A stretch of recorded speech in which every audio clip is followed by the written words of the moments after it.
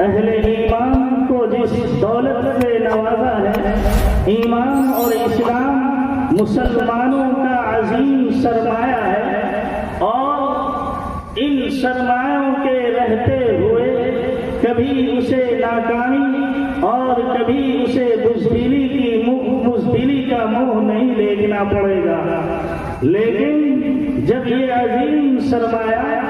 اہل ایمان سے ختم ہو جائے گا، جب ہمارے پاس جو ایمانی طاقت اور قوت ہے یہ طاقت ہماری سلب ہو جائے گی، تو ہم دنیا میں بھی ناکام ہیں اور آخرت میں بھی ناکام ہیں۔ مجھے معاف کیجیے گا،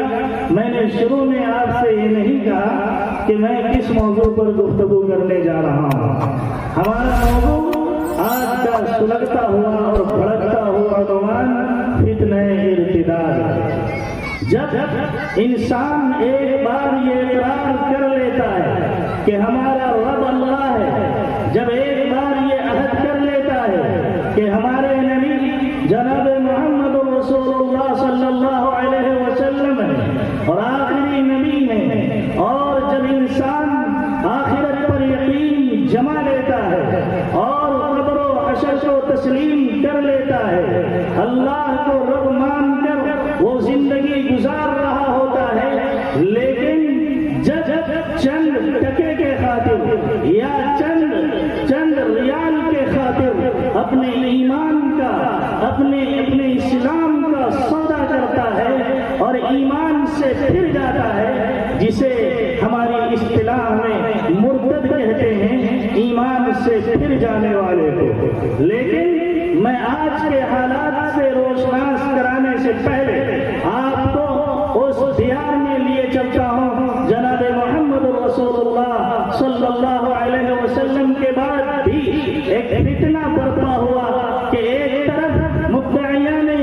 نبی کھڑے ہو گئے کہ اب نبی کا انتقال ہو چکا ہے، اس لیے ایک طرف نبی ہونے کا دعویٰ کیا جانے لگا، تو دوسری طرف ایک جماعت تیار ہوئی جو مانعین زکات کی جماعت تھی، جو زکات دینے سے انکار کر رہی تھی، اور ایک طرف مرتدین کی جماعت تھی، مرتد افراد تھے جو یہ کہہ کر اسلام سے پھر گئے، ایمان سے پھر گئے، اپنے آباء و اجداد کے دین پر آ گئے کہ اب محمد کا انتقال ہو چکا ہے، لہذا اب اس دین پر رہنے سے کوئی فائدہ نہیں۔ اس وقت کا جو ماحول تھا، حضرت عائشہ صدیقہ رضی اللہ عنہا بیان کرتی ہیں کہ اس وقت سب سے بڑا صدمہ تو یہ تھا کہ آقا صلی اللہ علیہ وسلم دنیا سے چلے گئے، اور پھر ایک اور صدمہ یہ سمجھ میں آیا، یہ نگاہوں کے سامنے آیا کہ لوگ مرتد ہو رہے ہیں اور کہیں نبی ہونے کا دعویٰ کیا جا رہا۔ لہذا ابو بکر صدیق رضی اللہ تعالی عنہ کی خلافت میں اور آپ کے خلافت میں جب یہ جوشے چھوڑے گئے اور جب یہ ارتداد کی ہوائیں چلنے لگی، جزیرۃ العرب میں صرف مکہ اور مدینہ اور طائف کے علاقے ارتداد سے محفوظ تھے، ورنہ جزیرۃ العرب میں بڑی تیزی سے لوگ مرتد ہو رہے تھے۔ حضرت امیر المؤمنین ابو بکر صدیق رضی اللہ تعالی عنہ نے مانعین زکات سے بھی، مدعیان نبوت سے، نبی سے بھی، اور ان لوگوں سے بھی جو دین سے پھر رہے تھے، جنگ کی تیاری شروع کر دی۔ لوگوں نے کہا کہ مانعین زکات سے کچھ کمپرومائز کر لیا جائے، یہ تو اپنا آئینی مسئلہ ہے، یہ تو ان کو تو ہم بعد میں دیکھ لیں گے، لیکن ابھی سب سے بڑا مسئلہ مدعیان نبی کا ہے، جو لوگ نبی ہونے کا دعویٰ کرتے ہیں، جس میں اسود انسی ہے اور جس میں مسیلمہ ہے اور جس میں ایک عورت کا نام بھی آتا ہے کہ انہوں نے نبی ہونے کا دعویٰ کیا تھا۔ لہذا حضرت ابو بکر صدیق رضی اللہ عنہ کے پاس صحابہ کرام تشریف لاتے ہیں، عمر رضی اللہ عنہ بھی ہیں، اور فرماتے ہیں، اب حضرت عمر رضی اللہ عنہ کہتے ہیں کہ آپ مانعین زکات کو چھوڑ دیجئے، جو لوگ ابھی زکات نہیں دے رہے ہیں اس سے بعد میں ہم سمجھیں گے حضرت عمر کو جواب میں یہ جملہ حضرت ابوبکر صدیق رضی اللہ عنہ کہتا ہے، عمر تم زمانہ جاہلیت میں ایسے بزدل تو نہیں تھے، تم زمانہ جاہلیت میں تمہاری زبان سے ایسے الفاظ تو نہیں نکلتے تھے، کہ ہماری موجودگی میں دین میں نقص ہو جائے، دین میں کمی ہو جائے، ایسا نہیں ہو سکتا ہے۔ لہذا جب حضرت عمر رضی اللہ عنہ نے حضرت امیر المحب حضرت ابوبکر صدیق کی اس جرأت کو دیکھا، اس ہمت کو دیکھا، تو کہا کہ آج میں نے جو ہمت و جرأت اور جو جذبہ حضرت ابوبکر صدیق کو دیکھا ہے اس سے پہلے کبھی نہیں دیکھا۔ لہذا حضرت ابوبکر صدیق رضی اللہ عنہ نے مدعیان نبی کے طرف ایک قافلہ روانہ کیا، جس میں خالد بن ولید کو بھی شامل کیا، اور خالد بن ولید نے مدعیان نبوت کو قتل کیا۔ اور پھر میں آپ کو یہ واقعہ اس لیے سنانے جا رہا ہوں کہ مدعیان نبی ہونے کا اگر کوئی دعویٰ کرتا ہے تو اس کی ایک ہی سزا ہے کہ اسے قتل کر دیا جائے، اور اسلامی قانون اور اسلامی طریقہ یہ ہے کہ اگر کوئی اسلام لانے کے بعد اسلام سے پھر جاتا ہے اسے بھی قتل کرنے کا حکم دیا گیا۔ قرآن مجید کے اندر اللہ تعالیٰ نے سورہ بقرہ کے اندر، سورہ بقرہ 217 آیت نمبر 217 کے اندر اللہ نے ارشاد فرمایا، وَمَن يَرْتَدِدْ مِنكُمْ عَن دِينِهِ فَيَمُتْ وَهُوَ كَافِرٌ فَأُولَٰئِكَ حَبِطَتْ أَعْمَالُهُمْ، کہ جو شخص دین سے پھر جاتا ہے، جو شخص مرتد ہو جاتا ہے، اس کے اعمال اب کر لیے جاتے ہیں، اس کے اعمال ختم کر دیے جاتے ہیں، یہ لوگ جہنم میں داخل ہوں گے اور ہمیشہ ہمیشہ کے لیے جہنم میں رہیں گے۔ میرے بھائیوں، تاریخ کے اندر ایک سنہرا واقعہ میں آپ کو سناتا چلوں کہ جس وقت کے ام سلیم ایمان میں داخل ہوتی ہے، یہ ام سلیم کون ہے؟ یہ وہی خاتون ہے جو خادم خاص حضرت انس رضی اللہ عنہ کی والدہ ہے۔ حضرت ام سلیم جب ایمان میں داخل ہوتی ہیں، اپنے شوہر جن کا نام مالک ہے، اپنے شوہر سے کہتی ہے کہ تم ایمان میں داخل ہو جاؤ۔ لہذا وہ شوہر مالک کہتا ہے کہ میں ایمان نہیں لا سکتا، وہ عورت کہتی ہے اگر تم ایمان نہیں لا سکتے تو مجھے غور کرنا پڑے گا، مجھے سوچنا پڑے گا، مجھے آپ کے بارے میں کچھ فیصلہ لینا پڑے گا، اس لیے کہ اسلام نے ایمان کے حالت میں کسی کافر کے ساتھ رہنے کی اجازت نہیں دی۔ لہذا ام سلیم اپنے بچے کو اس وقت حضرت انس رضی اللہ عنہ گود میں تھے، اپنے بچے کو گود میں لیے آگے بڑھی اور اپنے بچے کو کہتی ہے، قل یا بنی لا الہ الا اللہ، قل یا بنی اشہد ان لا الہ الا اللہ، اے میرے بیٹے کہو لا الہ الا اللہ، اے میرے بیٹے کہو اشہد ان لا الہ الا اللہ۔ لہذا ام سلیم اپنے بچے کو یہ تلقین کر رہی ہیں کہ تم اللہ کی وحدانیت کی گواہی دو، رسول کی رسالت کی گواہی دو۔ لہذا جب ام سلیم اللہ کے رسول کے پاس پہنچتی ہیں اور آپ کے پاس اپنے بچے کو دیتی ہیں خدمت کے لیے، میرے بھائیوں یہاں پر رک کر ایک بات یہ عرض کرتا چلوں کہ ام سلیم جو شوہر کو چھوڑ کر آئی تھی، مدینہ کے اندر اس وقت ایک سردار تھا جو جس کی سرداری چلا کرتی تھی، وہ ابو طلحہ ہے، اس وقت ایمان نہیں لائے تھے۔ انہوں نے پیغام دیا کہ میں نے سنا ہے کہ تم نے اپنے شوہر کو چھوڑ دیا ہے، لہذا میرا نکاح کا پیغام ہے، تم مجھ سے نکاح کر لو۔ وہ ام سلیم کہتی ہیں کہ آپ کے طرف سے پیغام نکاح آیا ہے، میں کہتی ہوں جو عورت آپ کے نکاح میں جائے گی وہ بڑی باعزت ہوگی، لیکن ہمارا تعلق رب سے جڑ گیا ہے، میں تم سے نکاح بعد میں کروں گی، اس وقت کروں گی جب تم ایمان لے آؤ۔ لہذا یہ دعوت دیتی ہے ام سلیم۔ آپ سوچئے اور غور کیجئے، آج اخبارات کی سرخیوں میں اور روز روشن کی طرح یہ خبریں جب سننے کو ملتی ہیں اور پڑھنے کو ملتی ہیں کہ فلاں علاقے میں فلاں کی غیر مسلموں کے ساتھ راہ فرار اختیار کر رہی ہیں، راہ فرار اختیار کر چکی ہیں، شادیاں رچا رہی ہیں، انہیں یہ خبر سنا دو، قرآن کہہ رہا ہے وَمَا كَانَ لِمُؤْمِنٍ وَلَا مُؤْمِنَةٍ إِذَا قَضَى اللَّهُ وَرَسُولُهُ أَمْرًا أَن يَكُونَ لَهُمُ الْخِيَرَةُ مِنْ أَمْرِهِمْ کہ اللہ کا اعلان ہو گیا سورہ احزاب کے اندر آیت نمبر 36 کے اندر اعلان کر دیا گیا کہ کسی مومن مرد اور مومنہ عورتوں کو یہ اجازت نہیں دی جاتی ہے کہ اللہ کا حکم آ جانے کے بعد، رسول کا فرمان آ جانے کے بعد وہ اپنے مرضی سے کوئی کام انجام دے۔ یاد رکھو، اگر کوئی اللہ کے حکم کو ٹھکرا کر، رسول کے فرمان کو ٹھکرا کر اپنے کام کو انجام دے رہی ہے، وہ کھلی گمراہی میں مبتلا ہے۔ آج اخبارات کی سرخیاں چھپ رہی ہیں کہ تعلیم کے نام پر اور پارٹنرشپ کے نام پر غیر مسلموں سے شادی کر رہی ہیں اور پھر کافی مرتد ہو جا رہی ہیں۔ اور اخبارات کی سرخیاں آج سے 20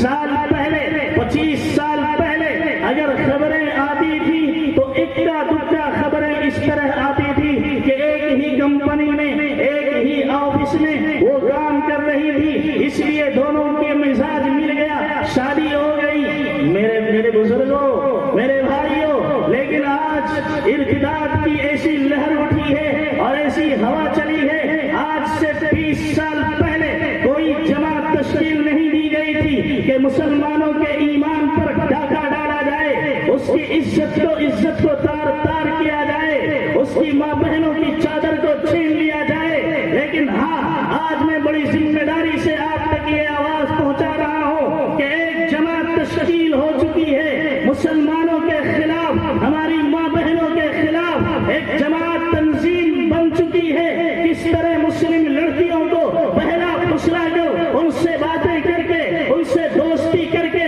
ان سے رشتہ جوڑ کے، ان کے گھروں سے نکال کر، ان کے پردے کو تار تار کر کے، اس کی عزت کا جنازہ نکال کر، اس سے ایمان کا سودا کر کے، اسے مرتد بنانے کے لیے اسے فنڈ مل رہا ہے، اسے پیسے دیے جا رہے ہیں، اور ان کو پیسے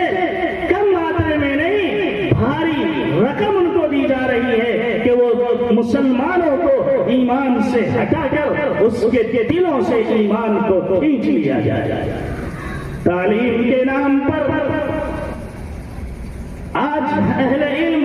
اور دانشور یہ تقریر اور یہ باتیں سن کر کہتے ہیں کہ ہاں ہم نے چھوٹ دیا تھا تعلیم کے نام پر، اس لیے فلاں کی بچیاں غیروں کے ساتھ راہ فرار اختیار کر گئی۔ ہم صرف کہتے ہیں کہ ہم کالج بنانا چاہیے، ہمیں کالج بنانا چاہیے، ایسا کالج، ایسا اسکول، ایسی تعلیم گاہ جہاں مسلم لڑکیاں پڑھے، جہاں پڑھانے والے مسلم ہو، جہاں تعلیم دینے والے مسلم ہو۔ لیکن یہ صرف کہہ دیتے ہیں اور سن لیتے ہیں، اس کے بعد نتیجہ صفر ہوتا ہے۔ ہمارے پاس روپیے لٹانے کے لیے شادی بیاہ میں ابھی ایک رپورٹ کے مطابق یہ خبر ملی ہے، ایک مسلمان گھرانے میں یو پی شہر میرٹھ کے اندر ایک مسلمان کی شادی میں 2 کروڑ روپے خرچ کیے گئے۔ مسلمانوں، یہ آگ اگر پھیل رہی ہے تو صوبہ سے لے کر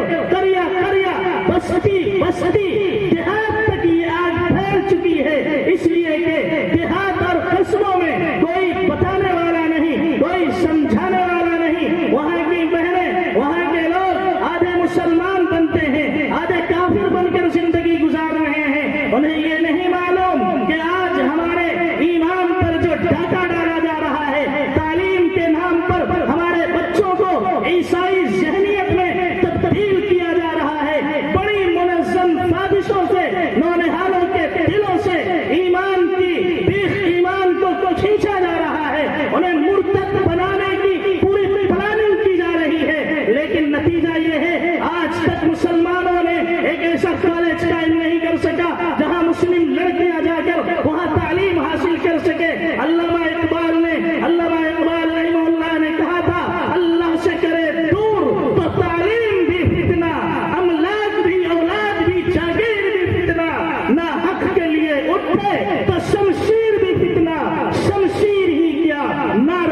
تکبیر بھی فتنہ۔ اس فتنے کے دور میں ہم اور آپ ہاتھ پر ہاتھ دھر کر بیٹھے ہیں، ابھی تو فلاں صوبے میں ہوا، ابھی تو فلاں گاؤں میں ہوا، فلانواں کی بیٹی چننواں کی بیٹی، ہم کر کے اپنی بات کو ختم کر دیتے ہیں۔ لیکن اے مسلمانوں، ایک وہ بھی تو عورت تھی جس کی عزت پر ہاتھ ڈالا گیا، آواز لگاتی ہے یا واتسما، آواز لگاتی ہے، اپنے مجاہد بھائی کو بلاتی ہے۔ کہاں گئے وہ لوگ جو اپنی بہنوں کی عزت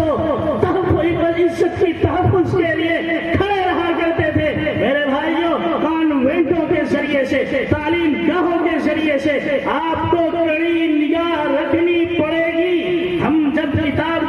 کتاب کا مطالعہ کر رہے تھے، وہاں ایک واقعہ یہ بھی سامنے سے گزرا کہ ایک والدین یہ کہہ رہے تھے کہ میری بچی اگر فلاں کے ساتھ چلی گئی، اس میں برائی کیا ہے؟ فلاں ہیرو کو، فلاں ہیروئن کو دیکھو، ہے وہ غیر مسلم لیکن مسلمان سے شادی کر لیا۔ میرے بھائیوں، آج مسلمان کو یہ ہے، آج مسلمان اس حد تک پہنچ چکا ہے اور تباہی اور فتنے کے آخری دہانے تک پہنچ چکا ہے کہ اسے یہ پتہ نہیں کہ ہمارے لیے آئیڈیل دنیا کا کوئی ہیرو نہیں ہو سکتا، ہمارا آئیڈیل تو جناب محمد رسول اللہ صلی اللہ علیہ وسلم ہے۔ ایک جگہ پڑھ رہا تھا کہ جس طرح ہم کڑی نگاہ رکھتے ہیں اپنے محلے کے مسجدوں کے امام پر، ہر متولی، ہر گاؤں کے افراد کی یہ ذمہ داری ہے۔ اگر ہماری بچیاں غیر کے کالجوں میں جا رہی ہیں، اگر ہماری بچیاں غیر کے اسکولوں میں جا رہی ہیں، اگر وہ آدھا گھنٹہ لیٹ سے آتی ہیں، آپ سوال کیجئے، آپ پوچھئے کہ آپ کا آدھا گھنٹہ کہاں ضائع ہوا؟ آپ کی کتنی سہیلیاں ہیں؟ ان سہیلیوں میں مسلم کی تعداد کتنی ہے؟ آپ پوچھئے اپنے بیٹیوں سے، آپ نے موبائل دے دیا، کبھی آپ نے موبائل چیک کیا کہ یہ رات بھر کہاں گپ کرتی ہے، کس سے گفتگو کر رہی ہے؟ ہمارے نوجوان جو موبائل لیے ہوئے چوک چوراہوں پر، نکلوں پر بیٹھ کر اپنی زندگی کو سیاہ کر رہے ہیں گناہوں سے، وہ یاد رکھیں اور اپنی زندگی کو بدلنے کی کوشش کریں، ورنہ تباہی آئے گی اور اس حد تک آئے گی کہ آپ اگر باغیرت جوان تلاش کریں گے تو محلے میں ایک باغیرت جوان نہیں ملے گی۔ اس لیے کہ آج سوشل میڈیا اور انٹرنیٹ نے مسلمانوں کو ذہنی بھی پریشان کر دیا ہے اور ایمانی اعتبار سے بھی کمزور کر دیا ہے۔ ایمانی طاقت اور غیرت ہماری ختم ہوتی جا رہی ہے۔ اسی لیے قرآن مجید نے اللہ تعالیٰ نے صاف لفظوں میں کہا، اور اللہ تعالیٰ نے سورہ مائدہ کے اندر ارشاد فرمایا، یا ایھا الذین آمنوا من یرتد منکم عن دینہ فسوف یأتی اللہ بقوم یحبهم ویحبونہ اذلۃ علی المؤمنین اعزۃ علی الکافرین یجاہدون فی سبیل اللہ ولا یخافون لومۃ لائم۔ اللہ نے سورہ مائدہ کے اندر ارشاد فرمایا، اٹھائیے قرآن سے پوچھئے، قرآن نے جرأت مند اور ہمت کی سے قرار دیا۔ قرآن اعلان کرتا ہے اگر تم دین سے ہٹ جاؤ گے، اگر تم مرتد ہو جاؤ گے تو یاد رکھنا اللہ تمہاری جگہ پہ کسی دوسری قوم کو پیدا کرے گا اور اللہ سے وہ محبت کریں گے اور اللہ اس سے محبت کرے گا۔ اس کے دلوں میں ایمان والوں کے لیے نرمی ہوگی اور اہل کفر کے لیے سختی ہوگی۔ وہ کسی سے نہیں ڈرے گا، کسی کی ملامت کی پرواہ نہیں کرے گا، کسی سے عزت کی بھیک نہیں مانگے گا، کسی سے ذلت کی، کسی سے دولت کی بھیک نہیں مانگے گا۔ وہ حق بات کہے گا، وہ جہاد کرے گا، وہ مجاہدہ کرے گا، وہ کوشش کرے گا۔ اور اس اسٹیج پہ میں آپ کو بھی پیغام دیتا ہوں، چپ رہنا بھی ہے ظلم کی تائید میں شامل۔ حق بات کہو، جرأت اظہار نہ بیچو۔ حق بات کہنے کی ذمہ داری ہمیں اور آپ کو ملی ہوئی ہے۔ اس لیے آپ سے یہ گزارش ہے کہ اہل آپ بڑی سرسری انداز میں بھی اور ٹھنڈے دل سے بھی سوچئے کہ ارتداد کی لہر جو چلی ہے اور چل رہی ہے، آئے دن اخبارات کی سرخیاں میں یہ بات کہنے کو ملتی ہے، سننے کو ملتی ہے، موبائلوں میں واٹس ایپ کے ذریعے سے آتی ہے کہ فلاں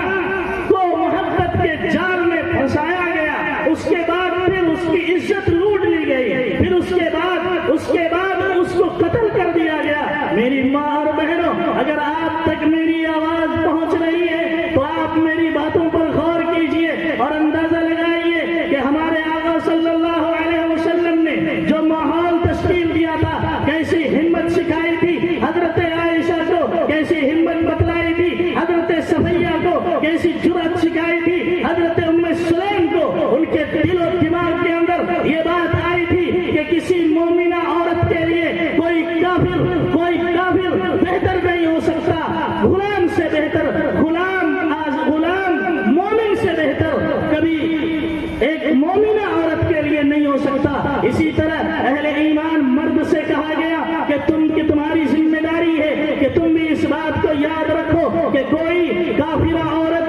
بہتر نہیں ہو سکتی مومنہ کے مقابلے میں۔ اس لیے جہاں تم عزت کی بھیک مانگنے جاتے ہو وہاں عزت نہیں مل سکتی۔ یاد رکھنا، اگر ہمارے پاس ایمان جیسی قیمتی دولت نہیں ہے، اگر ہمارے پاس اللہ سے ہونے کا یقین نہیں ہے، آج ہم گھر سے نکلتے ہیں، وہی حدیث آج بھی ہمارے سامنے ہے جو صحیح مسلم کے اندر اللہ کے رسول صلی اللہ علیہ وسلم نے فرمایا ہے۔ اللہ کے رسول صلی اللہ علیہ وسلم فرماتے ہیں ایک دور ایسا آئے گا کہ لوگ صبح مومن ہوگا، شام کو کافر ہوگا، شام کو مومن ہوگا، صبح کافر ہوگا۔ آج مومن بن کر نکلتے ہیں، لیکن چند لٹیرے جو لبادہ اوڑھ کر دین کا کہیں فتنہ شکیلیت ہے، کہیں فتنہ گوہریت ہے، کہیں فتنہ فیاضیت ہے، مت پوچھئے کیسے فتنے رونما ہو رہے ہیں، اور ہمارے ایمان کو سلب کرنے کی، ہمارے ایمان کو کھینچنے کی، ہماری نسلوں تک دین نہ پہنچ پائے، اس کی بڑی منظم سازش کے تحت، پلاننگ کے تحت کام ہو رہا ہے اور بڑی تیزی کے ساتھ ہو رہا ہے۔ اس لیے آج کے اس وحدت امت کانفرنس سے یہ عہد کر کے اٹھے اور یہ عزم کر کے اٹھے کہ گھر کا ماحول جہاں 24 گھنٹہ ہمارے گھروں میں ٹیلی ویژن پر ہم سیریل دیکھتے ہیں، جہاں 24 گھنٹہ ہمارے بچے موبائل میں گانے سنتے ہیں، وہاں کم سے کم ہم اپنے گھروں میں 5 منٹ قرآن کی تعلیم دیں، حدیث کی تعلیم دیں، انہیں بتائیں کہ اسلام ہمارا سب سے عظیم مذہب اور ایمان ہمارے پاس سب سے قیمتی دولت ہے، یہ دولت ہمیں بتلاتی ہے کہ عزت و ذلت اللہ کے اختیار میں ہے۔ لیکن بعض جگہ بھولے بھالے مسلمان اپنی غربت کا شکار ہو جاتے ہیں اور کہیں بیماری کا شکار ہو کر ان کے ہاتھ چڑھ جاتے ہیں۔ لیکن میرے بھائیوں، میں آپ سے یہ کہنا چاہوں گا کہ جب ہمارے نوجوان کے ذہنوں میں تشویش ڈال دی گئی،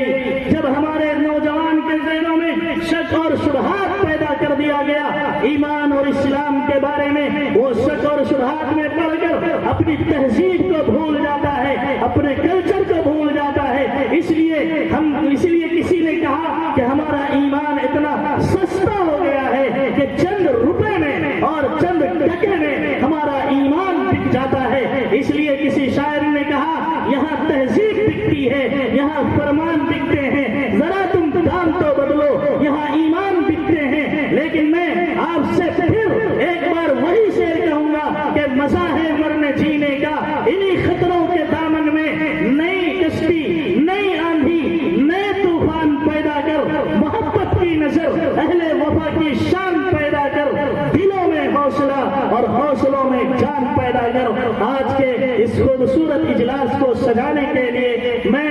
گاؤں کے تمام غیور نوجوانوں کو مبارکباد